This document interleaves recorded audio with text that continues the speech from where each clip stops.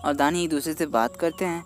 तभी वहाँ यूनो आ जाता है और यूनो दानी को एक जैकेट पहना देता है और उसे कहता है बाहर इतनी ठंडी है और तुम ऐसे ही कैसे आ सकती हो, और घर जल्दी से वापस आ जाना, तुमने मुझसे प्रॉमिस किया था कि तुम मेरे साथ मूवी देखोगी। तो दानी कहती है क्या मूवी, कौन सी मूवी?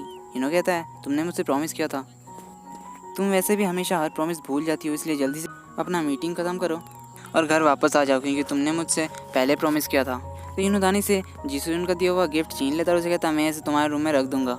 सीजन दानी से पूछता है क्या तुम मेरे साथ वॉक पे चलना चाहोगी, मैं तुम्हें एक जगह ले जाना चाहता हूँ। तो दानी उसके साथ चली जाती है। इधर पीछे यूनो गेट से ही उन दोनों को झाँक रहा होता है, पर वो कर भी क्या सकता था, अपना मुँह लटका है वो वापस अपने रूम में चला जाता है। सीजन दानी से कहता है मुझे मिस यू ने अपना बुक डिज़ाइन करने के लिए कहा है, क्या मुझे वो बुक डिज़ाइन करना चाहिए? अगर तुम मुझे कहोगी तो मैं ज़रूर करूँगा।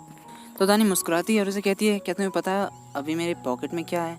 तो वो पॉकेट से 2 हैंड वार्मर्स निकालती है और उसे कहती है इन्होंने इसे मेरे पॉकेट में रख दिया मेरे हाथ गर्म रखने के लिए। दानी अब सीजन को यूनो के बारे में बताने लगती है। वो उसे बताती है कि यूनो और मैं एक दूसरे को लगभग 2 डिकेड से जानते हैं। वो मेरे लिए मेरा छोटा भाई जैसा है, but at the same time मैं कभी कभी समझ नहीं पाती हूँ कि वो क्या सोच रहा है। कभी कभी वो बहुत ही अनफ्रेंडली बिहेव करता है और कभी कभी बहुत ही ज़्यादा फ्रेंडली। दानी कहती है जब उसका डिवोर्स हुआ था तो उसके दिमाग में सबसे पहले यही थॉट आया था कि अगर यूनो को इस बारे में पता चल गया तो वो बहुत ही ज़्यादा अपसेट हो जाएगा। इनफैक्ट उसके डाइवोर्स के पहले भी उसने बहुत सारी मुसीबतें झेली हैं, पर उसने कभी भी यूनो को बताया नहीं उसके बारे में, क्योंकि उसे पता था कि जब वो जानेगा इस बारे में तो उसका दिल टूट जाएगा।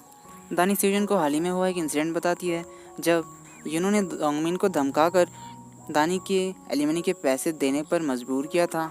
यहाँ हमें पता चलता है कि जब डोंगमिन ने दानी को ईमेल किया था तो उसमें उसने लिख दिया था कि तुम प्लीज़ यूनो को मेरे शॉप पर आने से मना करना, जिसका मतलब ये था कि दानी को पहले से ही पता था कि डोंगमिन से पैसे दिलवाने में यूनो ने उसकी मदद की थी।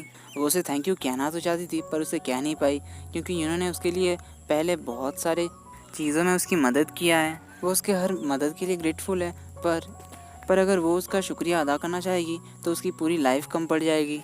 दानी कहते हैं इनफैक्ट वो अभी भी मेरी ही मदद करने के बारे में सोच रहा होगा, पर वो मुझे कभी बताएगा नहीं। तो सीजन और दानी बातें करते करते फाइनली एक रेस्टोरेंट में पहुंचते हैं। उस रेस्टोरेंट को सीजन ने रिजर्व करके रखा था। दानी देखती है पीछे एक बोर्ड पर सीजन का नाम लिखा हुआ था रिजर्वेशंस की लिस्ट में, जो आज कल परसों उसने बुक करके रखा था।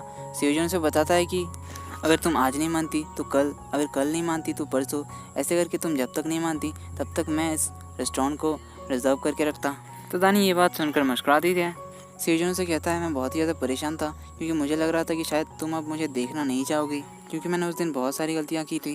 दानी कहती है तुम ज़रूर सरप्राइज्ड हो गए थे। सीजन कहता है अगर मैंने ना कहा तो ये झूठ होगा, पर हाँ ये बिल्कुल अनएक्सपेक्टेड था। सीजन कहता है मुझे अभी भी तुम्हारे बारे में बहुत कुछ जानना है, पर हम लोग आराम से टाइम लेकर एक दूसरे को जानेंगे। अब यहाँ फाइनली सीजन उससे पूछ लेता है कि कैसा रहेगा अगर हम दोनों 3 महीने तक डेटिंग करें और एक दूसरे को अच्छी तरह से जानें। देन सीन शिफ्ट होकर यूनो के घर में आता है जहाँ दानी यूनो को कहती है मैं तो वो सुनकर सरप्राइज हो गई थी, कितने साल हो गए ऐसा कुछ सुने हुए। तो यूनो पूछता है तो फिर तुमने क्या कहा? तो दानी शर्माने लगती है। तो यूनो उससे पूछता है क्या तुम सच में उसे डेट करने वाली हो? देन एक शॉर्ट फ्लैशबैक जहाँ दानी सोच रही थी इसके बारे में। तब सीजन से कहता है तुम ज़्यादा मत सोचो, हम दोनों इसे कैजुअल रखेंगे, रोज़ सुबह एक साथ ऑफिस जाएंगे, डिनर एक साथ करेंगे और घर वापस आएंगे एक साथ, और हम लोग बस स्टॉप पे भी मिल सकते हैं ऑफिस जाने के लिए। ये सब जानने के बाद यूनो दानी से कहता है तुम दोनों एक साथ ऑफिस जाओगे और एक साथ वापस आओगे।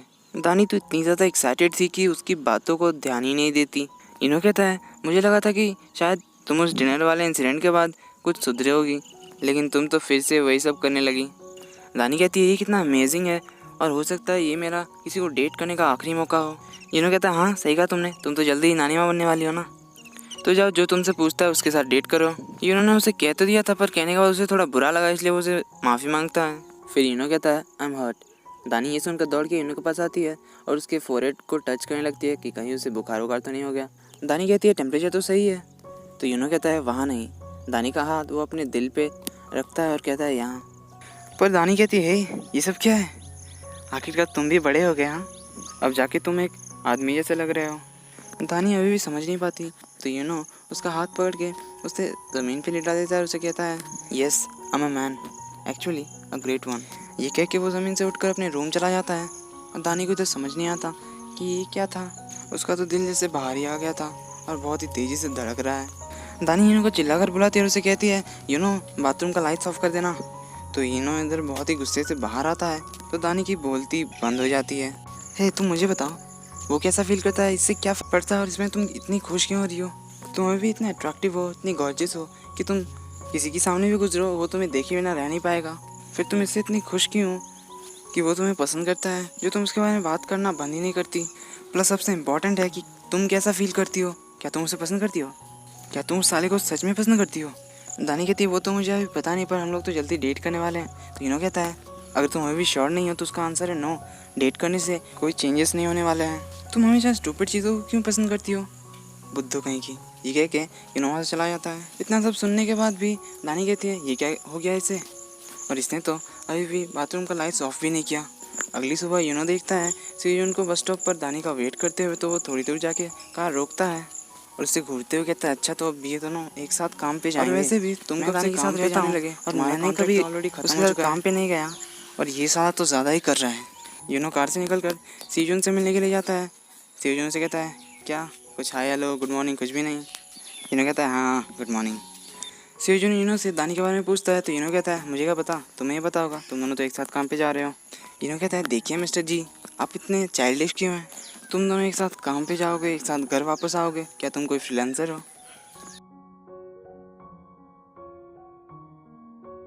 तो जीसुन कहता है तुमने दानी को तो नहीं बताया? यूनो कहता है नहीं।